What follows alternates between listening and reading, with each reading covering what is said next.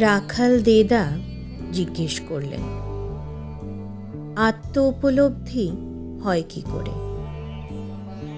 শ্রী শ্রী ঠাকুর, আসল কথা ইষ্টপরায়ণ হওয়া।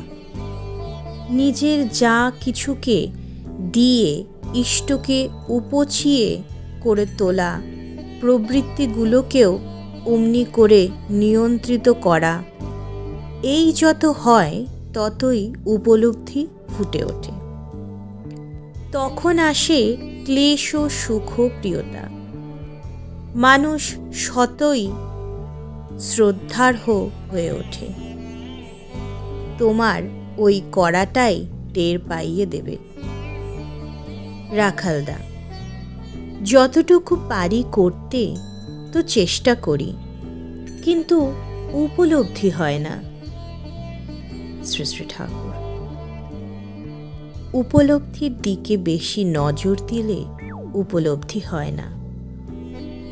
উপলব্ধির টেনশন থাকলে সেই টেনশন ওই উপলব্ধি হতে দেয় না। স্বস্তি বাহিনীর কথা উঠল। সেই প্রসঙ্গে শ্রী শ্রী ঠাকুর বললেন, হিংস্র লোক দিয়ে কাজ হয় না, অদম্য সাহসী নিষ্ঠাবান লোক দিয়ে কাজ হয়। তারাপদদা বললেন, রাষ্ট্র হাতে না আসলে তো আদর্শ সমাজ করা যায় না। শ্রী শ্রী ঠাকুর বললেন, তোমরা রাষ্ট্র লোলুপ হতে যেও না। আমাদের অনেক পরিশ্রম করা লাগবে লোক সেবার জন্যে। লোকের কাছে তোমরা ধর্মের জীবন্ত মূর্তি হয়ে ওঠো।